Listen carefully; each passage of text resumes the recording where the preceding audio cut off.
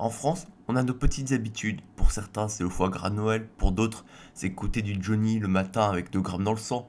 Mais pour d'autres, au gouvernement, c'est promulguer des 49.3 alors qu'ils avaient promis de ne pas l'utiliser. C'est contourner la démocratie en utilisant des techniques liberticides. C'est réprimer les manifestants dans les manifestations, ce qui est tout à fait logique en France. Mais bon, ça on finit par avoir l'habitude.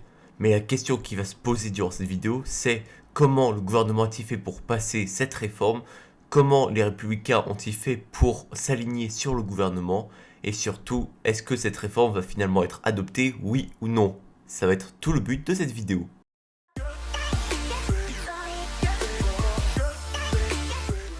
Après de longs débats à l'Assemblée nationale qui ont duré 2 semaines, oui, ce n'est pas beaucoup, ce texte de loi de réforme des retraites est passé, en fait. Ça a été très simple, le passage au Sénat a duré très peu de temps, tout le texte a été examiné, d'ailleurs les sénateurs des Républicains et UDI ont fait un très bon travail, ils ont accepté tous les articles de la réforme des retraites, à l'exception de quelques modifications inutiles comme l'augmentation de quelques euros par mois des pensions les plus faibles.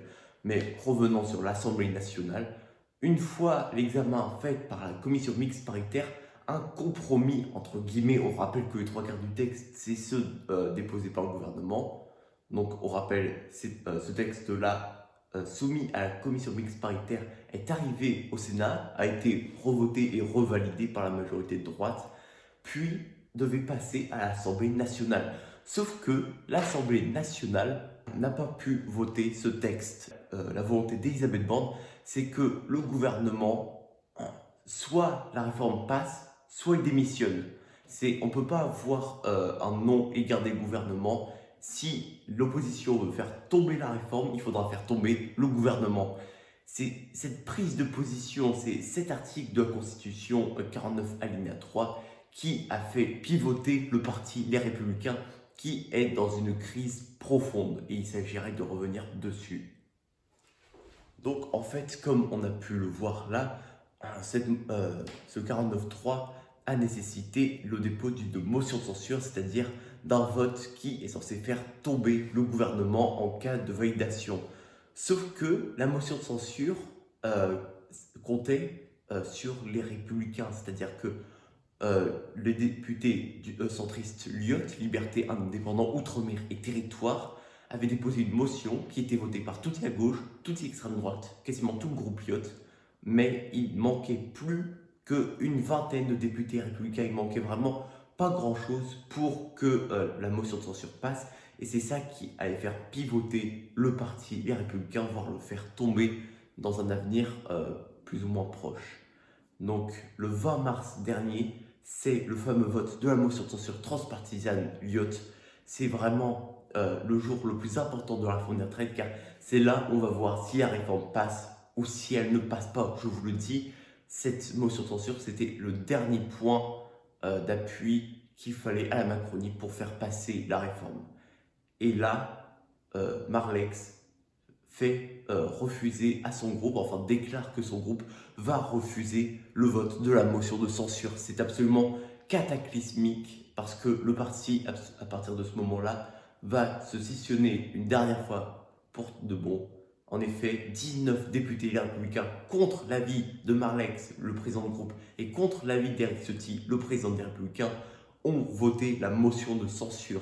C'est vraiment un défi pour Éric Ciotti maintenant de réussir à faire tenir un parti qui est divisé en deux, presque une vingtaine de députés LR qui sont contre le gouvernement et à peu près une quarantaine qui souhaitent continuer davantage dans la direction de droite que prend le gouvernement. Et c'est là qu'on voit que l'avenir des Républicains est très compromis. Donc, comme on a vu, la motion de censure du 20 mars n'est pas passée. Et ça, c'est à cause de Éric Ciotti et du président de groupe Marlex pour les Républicains qui ont appelé à soutenir la réforme des retraites afin d'équilibrer le système. Je vous l'ai dit, même s'il y a eu des rebondissements, cette réforme n'est pas nécessaire. Il n'est pas nécessaire d'allonger la durée de cotisation pour réussir à équilibrer le budget de la sécurité sociale et donc par là celui des retraites, car on réussira toujours à trouver des solutions, que ce soit par la croissance ou que ce soit par euh, la réimposition, c'est-à-dire remettre des taxes là où il n'y en a plus, bref, trouver des solutions pour éviter de faire travailler les gens plus longtemps. Là, Éric Ciotti et les Républicains ont pris en compte uniquement l'intérêt en fait du monde privé qui souhaite plus de libéralisme et donc plus d'exemption d'impôts. Mais ça, c'est beaucoup plus complexe et ça rentre dans une politique beaucoup plus néolibérale et néo-gaulliste du parti Les Républicains depuis un moment. Mais bref, après il y a le courant Pradier qui était vice-président des Républicains et qui soutenait une théorie comme quoi il fallait honorer leurs électeurs. C'est quelque chose qui se fait plus en politique, ça, c'est-à-dire que les Républicains ont été élus sur un programme anti-macroniste, ils doivent tenir leurs promesses coûte que coûte. Et surtout, écouter tout ce qui est syndicat et tout ce que Emmanuel Macron considère comme non nécessaire. Et après l'échec de la motion de censure avec 19 députés républicains qui ont choisi d'aller contre la direction du parti, ce dernier est dans une impasse, on va le dire très clairement, et on ne sait pas combien de temps il va durer. Après, pour revenir à la motion de censure et à la réforme des retraites, ne vous en faites pas, le mouvement social continue et il y a quand même des chances que le Conseil constitutionnel invalide cette sorte de entourloupe du peuple français. Mais il y a toujours une chance que ce soit un échec et je vais vous dire pourquoi. Là, on va retourner dans vos souvenirs du lycée ou du collège en EMC et en SES. Bref, la France est dirigée par un président de la République, un gouvernement et des chambres parlementaires. Mais en cas d'invalidité d'une loi, en cas de non-respect de la Constitution, il existe ce qu'on appelle le Conseil constitutionnel qui est censé invalider une loi si elle a été mal examinée ou si elle comporte des articles frauduleux. Et là, beaucoup de trucs pourraient ne pas passer. Par exemple, il pourrait y avoir le fait que le 47.1 a été utilisé alors qu'il n'est absolument pas nécessaire. Cet article de la Constitution est censé permettre à la France d'avoir un budget de la Sécu avant la fin d'année. Là, on est en tout début d'année. Cet article n'était absolument pas nécessaire. Ainsi que l'utilisation répétée du 49.3 qui pose problème et aussi la suppression de régimes spéciaux et tout un tas de contraintes pour le monde privé, pour le monde de la finance, qui ont été retirées avec cette réforme des retraites. Et c'est ça qui pourrait faire que le Conseil constitutionnel, pardonnez-moi, puisse faire invalider cette loi. Sauf que il y a toujours un mais, le Conseil constitutionnel soutient Emmanuel Macron. Je sais, s'ils sont du cadre de la justice, normalement, ils ne sont pas censés avoir de lien avec la politique, sauf que c'est un fait. Le Conseil constitutionnel est composé de 9 membres, 3 désignés par le président de la République, 3 par le président de l'Assemblée nationale et 3 par le président du Sénat. Sauf que le président de la République, c'est Emmanuel Macron, qui soutient la réforme des retraites. Le deuxième a été nommé par, vous en doutez, Yael Braun-Pivet, qui est LREM, donc ça ne passe pas non plus. Et le troisième a été désigné par, je vous donne dans le mille, le président du Sénat, Gérard Larcher, qui lui aussi est pour la réforme des retraites. Donc en fait, tous les membres du Conseil constitutionnel sont copains avec des personnes qui sont pour la réforme. Donc je vous le dis, il y a quand même peu de chances que ça se passe.